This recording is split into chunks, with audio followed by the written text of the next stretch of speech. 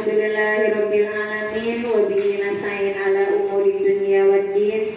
Wassalatu wassalamu ala sayyidina Muhammadin wa ala alihi wa sahbihi ajmain. Amma ba'du. Yang saya hormati Ibu Kepala Sekolah SDN Kampung Melayu 5, yaitu Ibu Nelly Marlina SPD SD. Yang saya hormati calon guru penggerak, yaitu Ibu Diana Mayasari SPD.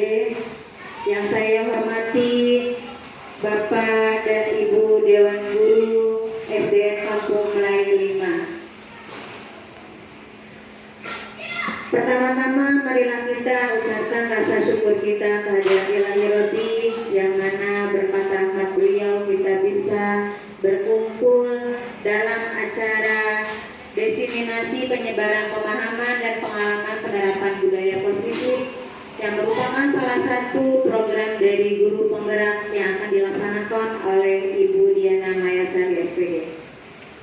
Salawat beriring salam marilah kita haturkan pada baginda alam, yaitu Nabi Muhammad Sallallahu Alaihi Wasallam. Mudah-mudahan kita mendapatkan syafaatnya di yaumil qiyamah nanti. Amin amin ya robbal alamin. Berdiri saya di sini selaku pembawa acara, izinkan saya membacakan susunan acara. Yang pertama yaitu pembukaan, yang kedua sambutan kepala sekolah, yang ketiga presentasi penyebaran pemahaman dan pengalaman penerapan budaya positif, yang keempat tanya jawab, yang terakhir yaitu doa atau penutup. Untuk acara yang pertama yaitu pembukaan, marilah sama-sama kita buka acara kita bersama-sama dengan membaca basmalah. Bismillahirrahmanirrahim. Terima kasih. Acara selanjutnya yaitu sambutan kepala sekolah yang akan dibawakan oleh ibu kita, yaitu Ibu Nelly Marlina SPD SD. Kepada beliau waktu dan tempat kami persilahkan. Terima kasih kepada Bu Eli yang sudah memberikan waktunya untuk saya sambutan di acara kegiatan diseminasi kali ini. Bismillahirrahmanirrahim. Assalamualaikum warahmatullahi wabarakatuh. Alhamdulillah, mari kita panjatkan puji syukur kita kehadirat Allah Subhanahu wa taala. Di siang hari yang cukup cerah ini kita berkumpul di ruangan kelas 1 dalam rangkaian acara diseminasi penyebaran pemahaman dan penerapan budaya positif bagi anak, ya. Semoga Allah selalu melancarkan acara kita pada hari ini dan mendapatkan manfaat yang maksimal buat kita sebagai guru keluarga besar SD Negeri Kampung Melayu 5. Salawat serta salam mari kita sanjungkan kepada baginda kita, baginda Nabi besar Muhammad Sallallahu Alaihi Wasallam. Semoga kita akan menjadi pengikutnya di akhir zaman nanti. Amin. Bapak Ibu yang saya hormati, terutama Bu Diana sebagai salah satu CGP dari SD Negeri Kampung Melayu 5. Alhamdulillah, kita semua patut berbangga dengan adanya CGP di sekolah kita. Banyak ilmu dan manfaat yang akan kita dapat dari para GP dan CGP yang ada di SD Negeri Kampung Melayu 5. Hari ini Bu Diana akan mengadakan diseminasi penyebaran pemahaman dan penerapan budaya positif. Ini suatu acara yang banyak manfaatnya. Silahkan Bapak Ibu nanti ditanyakan permasalahan-permasalahan yang ada di kelas Bapak Ibu, dimusyawarahkan dengan Bu Dian. Insya Allah Bu Dian sebagai CGP dan Bu Eli sebagai GP yang sudah lulus dari CGP akan kita selesaikan permasalahan apapun yang ada di sekolah kita, terutama di kelas kita masing-masing. Untuk itu, yang pertama saya ucapkan terima kasih kepada Bu Diana yang sudah bersedia mengadakan acara ini dalam rangkaian acara CGP-nya tentang diseminasi, dan juga kepada teman-teman yang hari ini bisa hadir di ruangan ini untuk mengikuti acara ini. Ya, semoga ilmu-ilmu yang didapat oleh Bu Diana bisa disambungkan ke kita, bisa ditransfer ke kita semuanya, sehingga kita dapat menerapkan apa yang sudah didapat oleh Ibu Diana sebagai CGP kepada anak didik kita di kelas kita masing-masing. Banyak ilmu yang akan kita terima, banyak manfaat yang akan kita terima, dan ilmu itu mudah-mudahan akan bermanfaat buat anak-anak kita semuanya kelak. Amin. Mohon maaf juga kepada Bu Diana jika dalam acara ini mungkin kami masalahnya kurang maksimal untuk penyediaan segala macamnya. Mudah-mudahan doa kami kepada Bu Diana dapat terus aktif, dapat terus berpartisipasi baik di sekolah maupun di dalam kegiatan CGP-nya, sehingga Bu Diana dapat menyelesaikan program sekolah program CGP-nya dengan baik, dengan maksimal, dan dapat menerapkan ilmu-ilmu yang sudah didapat di program CGP-nya kepada sekolah tercinta kita SD Negeri Kampung Melayu 5. Itu saja, tetap semangat buat Bu Dian, tetap semangat dan selalu menebar ilmu tiada henti. Terima kasih. Saya akhiri dengan wabillahi taufiq wal hidayah. Wassalamualaikum warahmatullahi wabarakatuh. Waalaikumsalam warahmatullahi wabarakatuh. Terima kasih Ibu atas sambutannya, sangat bermanfaat untuk kami karena Ibu telah memberikan motivasi yang terbaik untuk Bu Diana dan kami. Bismillahirrahmanirrahim. Alhamdulillahirabbil alamin wa bihi nasta'in 'ala umuri dunya waddin. Wassalatu wassalamu ala asrofil anbiya'i wal mursalin sayyidina wa maulana Muhammadin wa ala alihi wa sahbihi ajmain. Amma ba'du. Yang terhormat Ibu Kepala Sekolah SD Negeri Kampung Melayu 5, Ibu Nelly Marlina SPD SD, dan yang saya hormati segenap Dewan Guru SD Negeri Kampung Melayu 5, yang insya Allah pada hari ini, pada kesempatan siang ini kita masih diberikan nikmat oleh Allah Subhanahu Wa Taala, yaitu nikmat sehat walafiat. Baiklah Bapak dan Ibu, di sini saya mohon izin. Saya di sini yakin Bapak dan Ibu itu adalah guru-guru hebat, bahkan lebih hebat dari saya. Berdirinya saya di sini, saya tidak ingin untuk menggurui atau mengajari kepada Bapak dan Ibu, tetapi di sini saya ingin berbagi pengalaman setelah saya mengikuti program calon guru penggerak angkatan 10 Kabupaten Tanggerang. Izinkanlah saya berbagi pengalaman praktik baik tentang menyebarkan pemahaman dan pengalaman penerapan budaya positif. Baik, sebelumnya Bapak dan Ibu, saya ingin bertanya kepada Bapak Ibu, apa sih itu budaya positif? Mungkin Bapak Ibu ada yang tahu, Bu Eli atau rekan yang lainnya, budaya positif itu apa? Silakan. Ya, silakan Bu Eli. Budaya positif itu apa, Bu Eli?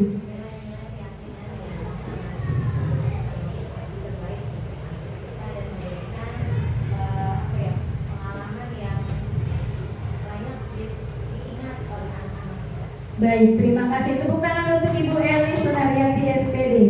Baik, betul sekali ya. Budaya positif, dari kata budaya biasanya pembiasaan. Positif itu tentunya nilai-nilai yang baik yang bisa kita ambil. Nah, jadi budaya positif itu adalah perwujudan nilai-nilai positif dari nilai-nilai atau keyakinan universal yang diterapkan di sekolah. Nah, budaya positif ini juga bisa mendorong murid-murid untuk mampu berpikir, bertindak, dan mencipta sebagai proses memerdekakan dirinya, sehingga murid mampu mandiri dan bertanggung jawab. Nah, itulah apa arti dari kata budaya positif. Next. Konsep atau inti budaya positif ini terbagi menjadi 7. Yang pertama, perubahan paradigma belajar. Yang kedua, disiplin positif. Yang ketiga, motivasi perilaku manusia. Yang keempat, kebutuhan dasar manusia. Yang kelima, posisi kontrol restitusi. Yang keenam, keyakinan kelas. Dan yang terakhir yaitu segitiga restitusi. Di sini nanti kita akan bahas secara bersama-sama. Di sini ada pembelajaran dengan paradigma baru, di mana kita mengenal Merdeka. Kurikulum Merdeka itu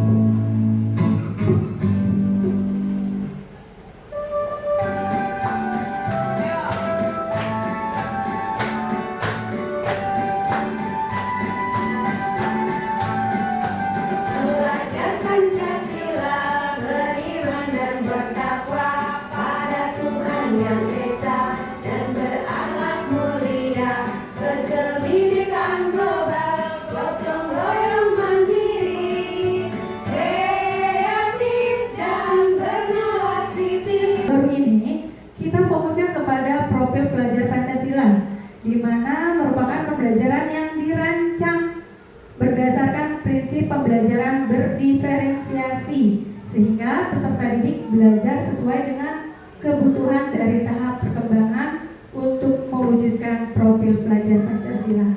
Next. Nah, di sini ada miskonsepsi. Apa sih miskonsepsi, Bapak dan Ibu? Beda konsep, betul. Apalagi mungkin ada jawaban lain? Beda pemikiran, boleh.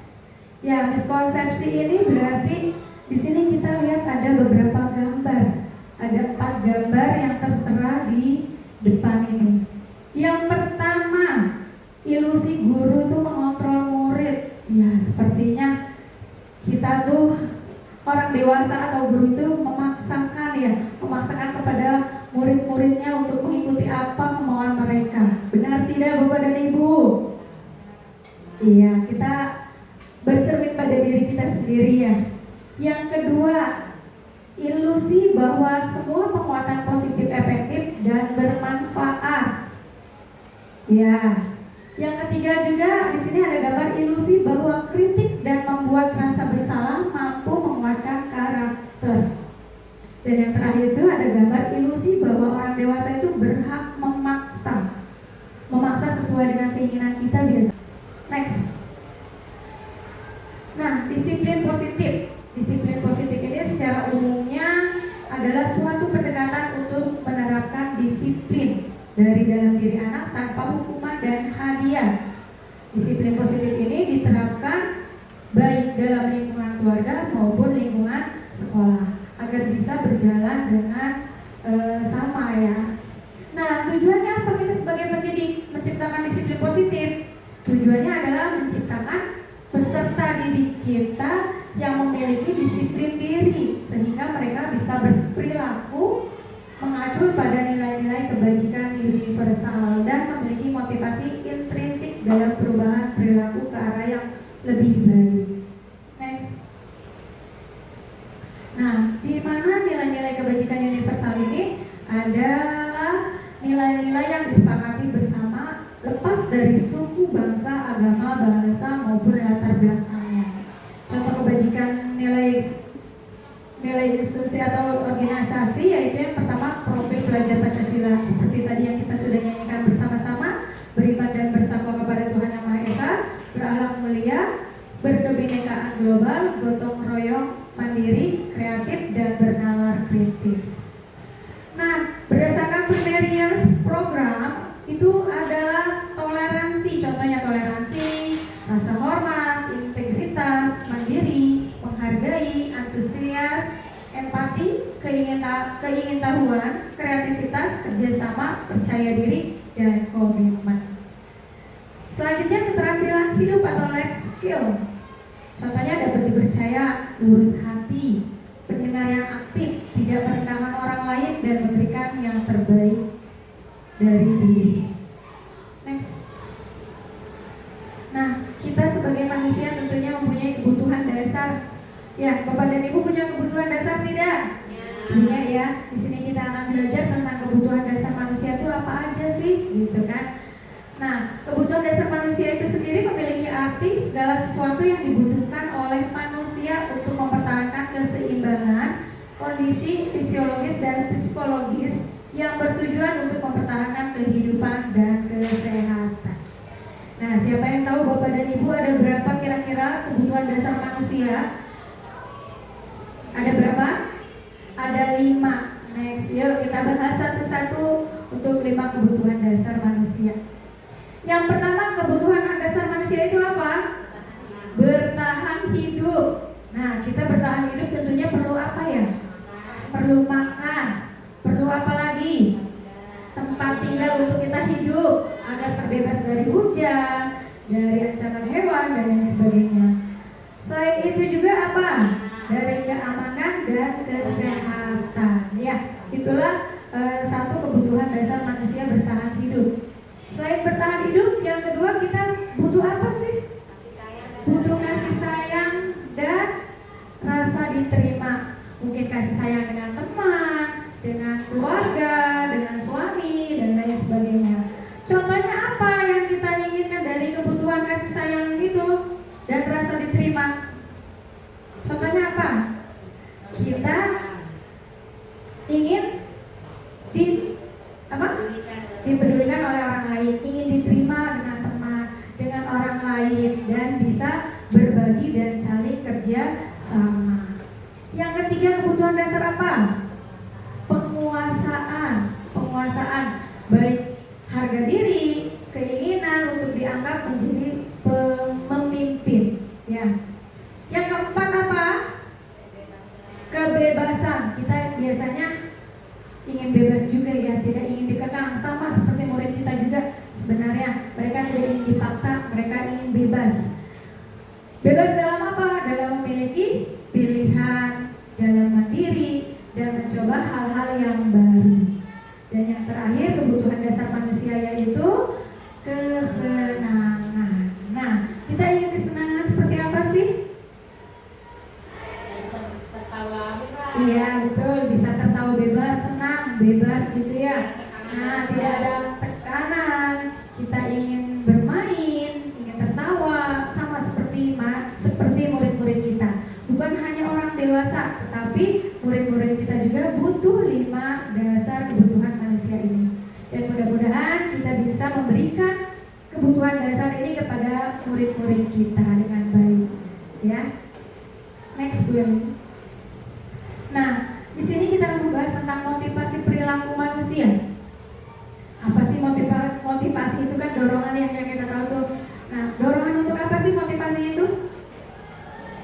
Dorongan yang dimiliki seorang individu untuk dapat melakukan tindakan yang menjadi dasar seseorang untuk berperilaku atau mencapai tujuan tertentu. Nah, semua mudah-mudahan di siswa-siswa kita di kelas memiliki motivasi juga ya, motivasi tentunya motivasi yang baik, dorongan yang baik untuk bisa mencapai tujuan yang diinginkan. Nah, di sini ada 3 motivasi perilaku manusia. Yang pertama untuk menghindari ketidaknyamanan atau untuk menghindari hukuman. Nah, biasanya kita nih yang Bapak dan Ibu guru ya, biasanya kita suka memberikan hukuman atau sanksi. Benar nggak Bapak dan Ibu? Iya. Ya, oleh karena itu kita nanti bercermin, kita belajar bersama untuk memperbaiki kualitas pendidikan di SD Negeri Kampung Melayu 5 ini dengan merubah semuanya agar bisa menjalankan budaya-budaya positif dalam penerapan kehidupan kita sehari-hari di sekolah. Nah, itulah kita untuk menghindari ketidaknyamanan atau hukuman. Ya, yang kedua kita biasanya untuk mendapat imbalan atau penghargaan dari pihak lain. Nah, nanti akan kita bahas lagi nih, imbalan atau penghargaan. Yang ketiga untuk menjadi orang yang mereka inginkan dan menghargai diri sendiri dengan nilai-nilai yang mereka percaya atau mereka punya. Next. Nah, motivasi perilaku manusia ini ada 3. Ada hukuman, ada konsekuensi, dan ada restitusi. Di mana masing-masing ini memiliki perbedaan. Kalau hukuman itu biasanya apa Bapak dan Ibu? Terencana atau tiba-tiba atau apa? Tidak terencana atau tiba-tiba hukuman. Biasanya kalau anak terlambat misalkan ya sebagai contoh, kamu silakan lari keliling lapangan 10 kali ya. Nah itu biasanya tiba-tiba atau tidak terencana. Yang kedua bersifat satu arah. Ketiga berupa hukuman fisik atau psikis. Dan yang keempat murid tidak dilibatkan. Nah itu hukuman. Perbedaannya apa dengan konsekuensi? Kalau konsekuensi itu biasanya terencana ya, Bapak dan Ibu, biasanya terencana dan disepakati sesuai dengan aturan. Biasanya yang kedua, murid dibuat tidak nyaman terlebih dahulu. Mereka tidak nyaman, dan yang ketiga itu sikap guru selalu memonitor murid. Nah, kalau restitusi itu apa? Kalau restitusi itu proses menciptakan kondisi bagi murid untuk memperbaiki kesalahan. Yang kedua, proses kolaboratif yang mengajarkan murid untuk mencari solusi sendiri. Nah, Bapak dan Ibu, setelah kita melihat perbedaan antara hukuman, konsekuensi, dan restitusi nih ya, saya ingin bertanya kepada Bapak dan Ibu, kira-kira tindakan dari ketiga ini yang paling tepat itu yang mana? Apakah hukuman, apakah konsekuensi, atau apakah restitusi? Restitusi, ya betul sekali Bapak dan Ibu. Nah, oleh karena itu kita sebagai guru di sekolah, setelah kita menerima materi pembelajaran ini nih, kita hilangkan jauh-jauh dari kehidupan kita untuk anak didik kita yang lebih baik lagi. Kita hilangkan yang namanya hukuman, kita hilangkan juga yang namanya konsekuensi, tapi bisa juga kita terapkan yang namanya restitusi. Jika anak Bapak dan Ibu di kelas ada masalah atau ada yang berbuat salah, boleh nggak kita hukum Bapak dan Ibu? Tidak boleh dihukum. Sebaiknya apa? Konsekuensi boleh nggak? Tidak boleh juga sebenarnya ya, karena membuat murid tidak nyaman juga.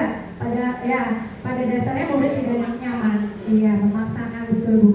Dan sebaiknya kita melakukan penerapan restitusi. Jika anak bersalah, kita ajak ngobrol. Nanti kita akan bahas ada segitiga restitusi. Ya, jadi sebaiknya mulai saat ini kita ubah pribadi diri kita untuk menjadi lebih baik lagi, untuk menjadi guru yang disenangi anak-anak didik kita. Ya, Bapak dan Ibu, saya kita berharap semua untuk lebih baik ke depannya lagi dalam meningkatkan kualitas mutu pendidikan di Indonesia, khususnya di SD Negeri Kampung Melayu 5. Next. Nah, penghargaan. Biasanya kata-kata penghargaan ini sering ada di sekitar kita ya. Ternyata penghargaan itu di situ dihukum oleh penghargaan. Kok bisa sih penghargaan itu bisa menghukum gitu ya? Nah, kita kupas bersama-sama atau kita bahas bersama-sama. Ternyata penghargaan maupun hukuman itu adalah cara-cara mengontrol perilaku seseorang yang menghancurkan potensi untuk pembelajaran yang sesungguhnya. Nah, ternyata penghargaan atau hukuman itu bisa menghancurkan potensi anak didik kita. Ya, Bapak dan Ibu ya. Next.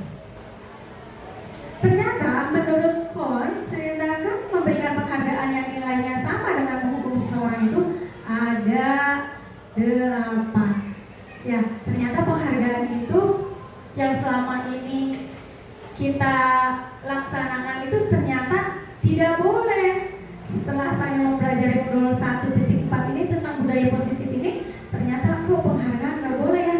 Padahal penghargaan itu niat kita itu untuk membuat anak menjadi termotivasi, baik motivasi dalam belajar maupun dalam hal lainnya. Ternyata tidak. Pendapat ini menurut kami itu salah. Yang pertama, penghargaan itu pengaruh jangka pendek dan jangka panjang. Ya, yang kedua itu penghargaan itu sebenarnya tidak efektif. Yang ketiga, penghargaan merusak hubungan. Yang keempat, penghargaan mengurangi ketepatan. Yang kelima, penghargaan itu menurunkan kualitas. Keenam itu penghargaan mematikan kreativitas. Penghargaan itu menghukum. Dan terakhir itu motivasi dari dalam diri atau intrinsik. Nah, ternyata yang selama ini kita lakukan, memberikan penghargaan atau reward kepada anak didik kita itu ternyata tidak boleh. Ya, Bapak dan Ibu ya. Salah satunya saya ambil contohnya aja deh. Penghargaan menghukum. Maksudnya apa sih kok penghargaan bisa menghukum ya? Zaman dahulu kita mengenal sistem ranking, ya nggak Bapak dan Ibu? Di sekolah kita dikenal dengan sistem ranking. Juara 1, 2, 3, 4 sampai 10. Nah, ternyata ranking itu bisa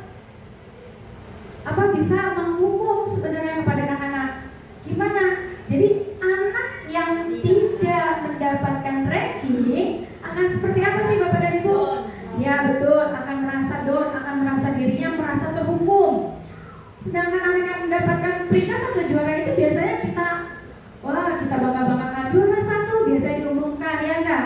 1 sampai 3 biasanya maju ke depan, selalu dibanggakan. Sedangkan anak yang tidak memiliki ranking atau tidak mendapatkan ranking di kelasnya, itu ternyata dia merasa dirinya itu merasa terhukum. Nah itu, oleh karena itu sekarang ranking itu dihapuskan. Ya Bapak dan Ibu, benar kan? Nah itu ternyata penghargaan itu menghukum, ya. Dan selain itu juga saya akan mengambil penghargaan menurunkan atau mematikan kreativitas. Jadi ketika anak yang memiliki kreativitasnya baik, bagus, ternyata kita idolakan, kita berikan penghargaan, reward. Ternyata bagi anak yang tidak memiliki kreativitas akan membuat mereka apa? Mereka akan membuat down. Mereka akan merasa dirinya terkucilkan. Aku mah gak bisa apa-apa, tersisihkan boleh. Aku mah gak bisa gitu kan. Sedangkan temannya bisa dalam bentuk kreativitas apapun dia bisa gitu kan. Nah ternyata inilah yang selama ini kita laksanakan, yang selama ini biasanya kita lakukan kepada siswa-siswi kita, ternyata itu tidak boleh. Ya, next Bu Elin. Nah, sekarang saya mau tanya Bapak dan Ibu nih. Di sini ada 5 posisi kontrol. Ya, 5 posisi kontrol restitusi. Tadi restitusi itu kan biasanya kita penerapan kepada siswa dengan cara yang baik, ya, tidak menghukum. Ya, sekarang saya mau lanjut ke Ibu Ayu. Ibu Ayu, kira-kira nih kalau 5 posisi kontrol restitusi ini ada posisi di mana ya? Izin Ibu, saya sama Ibu Kepala Sekolah sebagai teman yaitu tadi memberikan kenyamanan dulu kepada anak didik kita. Pertama, dia tidak canggung lagi untuk bertanya, untuk cerita. Jadi sebagai teman dia juga akan mendengarkan apa yang kita inginkan. Biasa sama teman gimana nih, teman mau apa kadang nurut ya Bu ya gitu. Jadi biar anak tuh lebih menuruti kita, mendengarkan apa nasihat kita gitu, karena kita dekat dengan mereka. Begitu, terima kasih. Terima kasih Bu Ayu, tepuk tangan untuk Ibu Ayu. Dan Ibu, mudah-mudahan dengan materi nanti yang telah saya sampaikan ini, mudah-mudahan kita bisa merubahnya semua menjadi lebih baik lagi. Jadi sebagai teman dia juga akan mendengarkan apa yang kita inginkan. Biasa sama teman gimana nih, teman mau apa kadang nurut ya Bu ya gitu. Jadi biar anak tuh lebih menuruti kita, mendengarkan apa nasihat kita gitu, karena kita dekat dengan mereka. Begitu, terima kasih. Terima kasih Bu Ayu, tepuk tangan untuk Ibu Ayu. Nah, baik Bapak dan Ibu, 5 posisi kontrol restitusi ini yang tadi sudah saya tanyakan kepada Bu Surya, Ibu Nelly, dan Ibu Ayu. Nah, ternyata kita sama semuanya ya. Kita sama kok.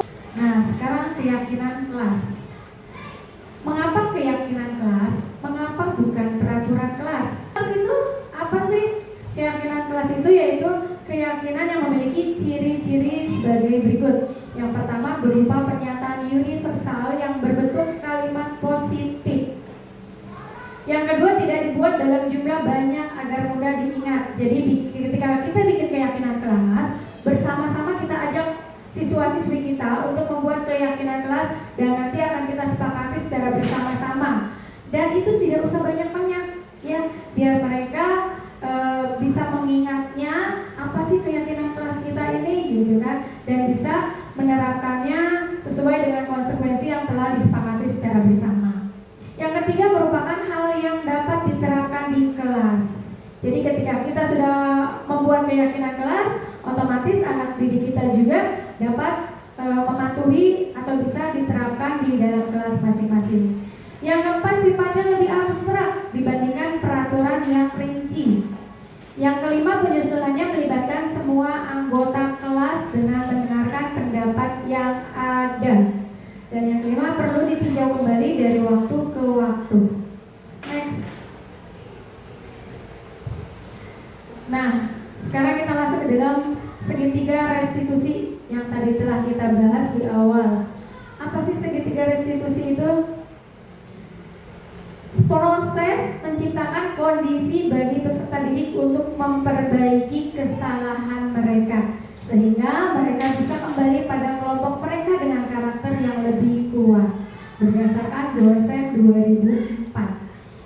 Nah, tentunya dengan penerapan segitiga restitusi ini, kita berharap kepada anak didik kita agar mereka bisa memperbaiki dari kesalahan mereka, dan mereka bisa, setelah memperbaikinya, mereka bisa kembali lagi kepada kelompok mereka. Nah, di mana proses segitiga restitusi itu kita berdialog antara guru dan siswa untuk menghasilkan murid yang lebih mandiri dan bertanggung jawab. Nah, next, dalam penerapan segitiga restitusi ini tentunya ada 3 hal yang akan kita jalankan. Tentunya langkah penerapan segitiga restitusi itu yang pertama adalah menstabilkan identitas. Nah, mungkin Bapak dan Ibu, bukan hanya saya, mungkin di kelas semua pasti mengalami atau mempunyai permasalahan. Benar tidak Bapak dan Ibu? Benar ya. Mungkin permasalahan kita semuanya tentunya berbeda, tidak sama. Di sini ketika kita mengalami suatu permasalahan di kelas dengan anak didik kita, sebaiknya kita lakukan penerapan segitiga restitusi. Yang pertama, kita bisa menstabilkan identitas. Nah, dari menstabilkan identitas itu, kita tahu bahwa masalah kita itu apa, dan kita sebaiknya bertanya kepada siswa ini bisa menggunakan kata-kata seperti ini. Nah, berbuat salah itu wajar. Jadi kita baik-baikin tuh anak murid kita, anak didik kita. Tidak ada manusia yang sempurna. Sama seperti ibu atau bapak juga pernah melakukan kesalahan. Nah, itu adalah contoh ketika nanti kita di kelas menstabilkan identitas bersama siswa kita. Nah, yang terakhir, ibu atau bapak tidak mau mencari siapa yang salah di sini, tapi kita cari solusi bersama dalam permasalahan ini. Kamu berhak merasa begitu. Nah, ini adalah contoh kata-kata atau kalimat yang nanti bisa kita gunakan di penerapan segitiga restitusi, menstabilkan identitas. Yang kedua yaitu, next Bu Eli. Yang kedua yaitu validasi tindakan yang salah. Nah, berdasarkan prinsip setiap berperilaku berupaya memenuhi suatu kebutuhan tertentu. Nah, kita bisa menggunakan kata-kata seperti ini. Kamu pasti punya alasan mengapa melakukan hal seperti itu. Padahal kamu bisa melakukan yang lebih buruk dari ini ya. Kamu patut bangga karena telah melindungi sesuatu yang penting buatmu. Dan yang terakhir, kita bisa menggunakan kalimat kamu melakukannya karena mempertahankan sesuatu yang penting bagimu. Nah, ini adalah validasi tindakan yang salah. Ya, tentu kita yang pertama itu kita bertanya kepada si anak tersebut, kamu punya alasan apa, mengapa bisa melakukan kesalahan seperti ini, gitu kan? Dengan cara yang baik, dengan suara yang lemah lembut, tidak sambil berteriak, ya Bapak dan Ibu ya. Dan next yang ketiga, kita menanyakan keyakinan kepada anak didik kita. Nah, berdasarkan prinsip teori kontrol bahwa pada dasarnya kita termotivasi secara intrinsik atau dari dalam. Kita bisa menanyakan, nah, kira-kira menurut kamu hari ini kamu telah melanggar keyakinan kelas kita tidak? Seperti itu contohnya. Mungkin anak itu nanti bisa menjawabnya. Nah, ketika kamu melanggar keyakinan kelas, kira-kira nilai apa sih yang sudah kamu langgar? Gitu kan? Yang ketiga, seperti apa gambaran sebuah keyakinan kelas yang ideal menurut kamu sih Nak? Gitu. Dan yang terakhir, kamu ingin menjadi orang yang seperti apa Nak? Gitu, boleh ya Bapak dan Ibu. Itu adalah 3 langkah dalam penerapan segitiga restitusi. Yang pertama tadi apa? Yang pertama tadi apa? 3 penerapan langkah segitiga restitusi, menstabilkan identitas. Yang kedua, baru validasi tindakan yang salah. Dan yang ketiga, menanyakan keyakinan kepada anak didik kita. Next. Nah, setelah saya mempelajari modul 1.4 ini tentang budaya positif, saya menerapkan di kelas saya khususnya tentang permasalahan yang saya hadapi, yaitu di sini ada kasus 1 ketika siswa terlambat datang ke sekolah. Saya melakukan penerapan segitiga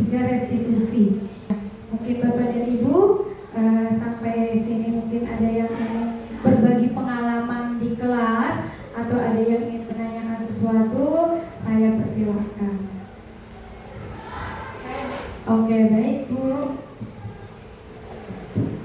Iya, Assalamualaikum warahmatullahi wabarakatuh. Terima kasih atas kesempatannya mengizinkan saya untuk bertanya. Kejadian ini sudah lewat ya Bu ya, kemarin-kemarin. Saya memberikan tugas kepada anak untuk menghafalkan Undang-Undang Dasar 1945. Dan seperti biasa kita buat anak yang hafal, kita akan memberikan reward ya. Kebetulan ada beberapa anak yang hafal dan saya berikan reward berupa pulpen kepada anak yang sudah hafal tuh, tapi masih banyak yang belum. Nah, menurut Ibu, tindakan saya betul atau tidak? Salah atau tidak gitu ya? Soalnya biasanya kita emang untuk motivasi kita memberikan reward ya Bu ya, untuk ya biar semangat belajarnya, maksudnya gitu. Terima kasih ya Ibu. Wassalamualaikum warahmatullahi wabarakatuh. Waalaikumsalam warahmatullahi wabarakatuh. Beri tepuk tangan untuk Ibu Siti Badriah. Beliau bertanya tentang memberikan penghargaan atau reward. Bukan hanya Bu Yaya. Saya yakin Bapak dan Ibu termasuk saya sendiri pernah melakukan hal seperti itu. Di mana kita padahal tujuannya baik. Kok nggak boleh sih memberikan reward atau penghargaan gitu ya?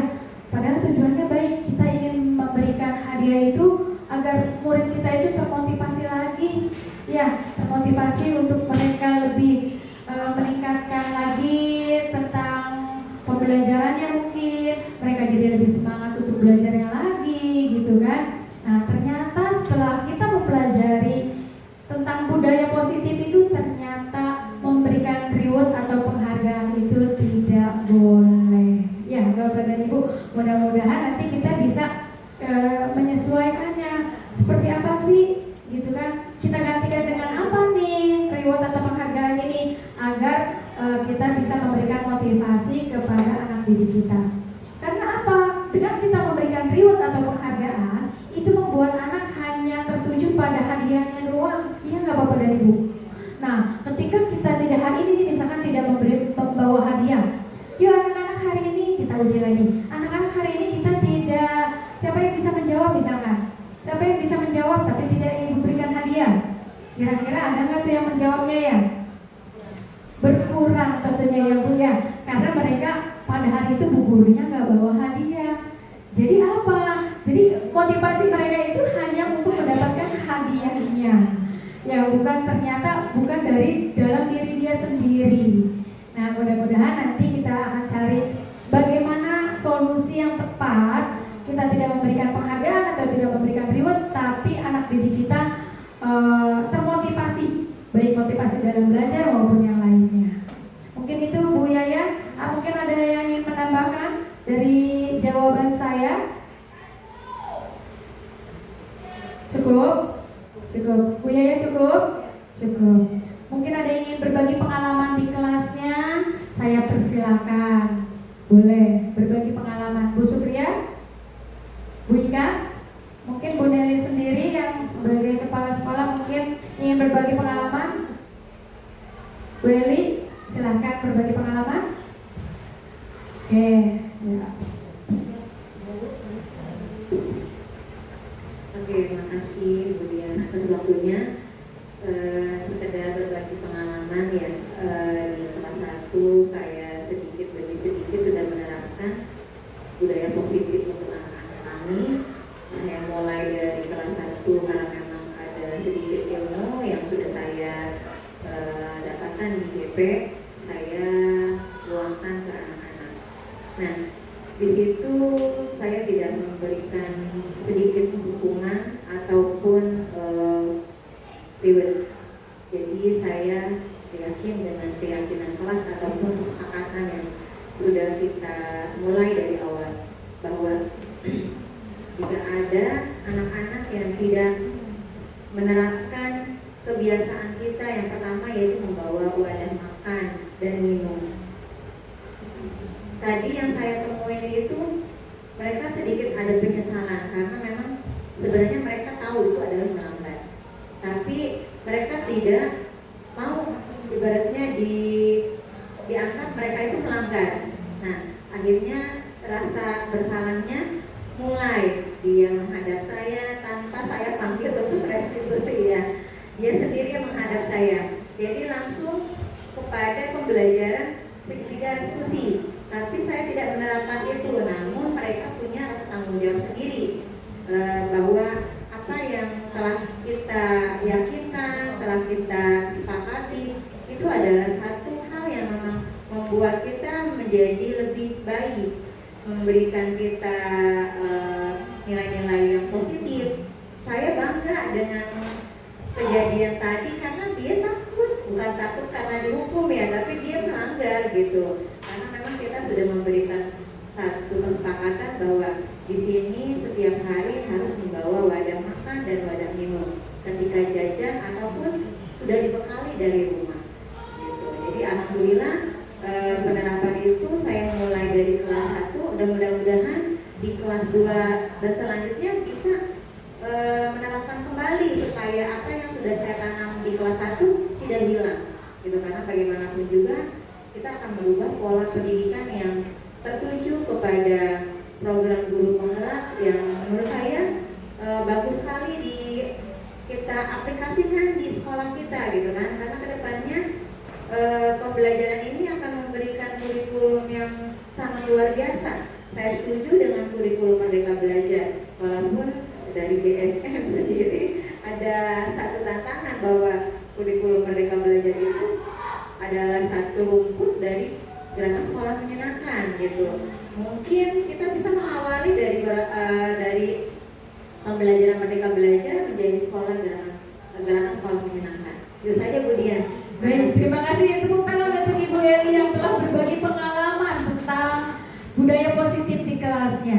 Mudah-mudahan penerapan yang telah Bu Eli laksanakan dimulai dari dini nih, dimulai dari kelas 1, mudah-mudahan nanti di kelas 2 dan kelas berikutnya kita berharap untuk selalu konsekuensi dengan budaya positif yang telah diterapkan di awalnya. Baik, terima kasih Bu Eli. Mudah-mudahan Bapak dan Ibu yang lainnya juga bisa menerapkan budaya positif di sekolah kita, khususnya di kelas kita masing-masing. Mungkin Pak Heru ingin berbagi pengalaman?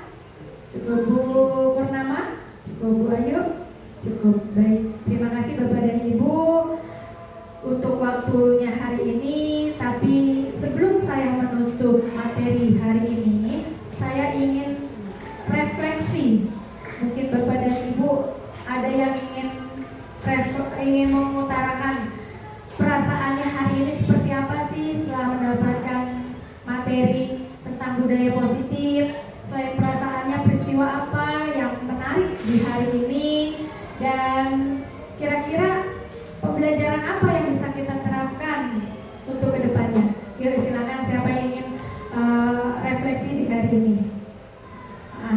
Ya, mungkin Bu Eli ingin refleksi perasaannya seperti apa setelah materi hari ini. Ya, saya di sini kemudian ya. Ini sebagai diri bentar ya. Saya hari ini akan merefleksikan kegiatan yang dilaksanakan oleh Bu Diana Mayasari terkait programnya yaitu Guru Penggerak Angkatan 10. Apa yang saya rasakan kali ini, saya sangat senang, saya sangat bahagia, saya juga sangat berterima kasih karena Bu Dian telah memberikan informasi yang bagus untuk kami di sekolah SD Kampung Melayu 5. Mudah-mudahan kita semua tergerak menjadi guru yang bergerak walaupun tidak dalam program guru penggerak. Yang kedua, apa yang saya lihat dari pemaparan Bu Dian sangat bagus sekali, antusias, Bu Dian semangat, dan materinya cukup luar biasa ya.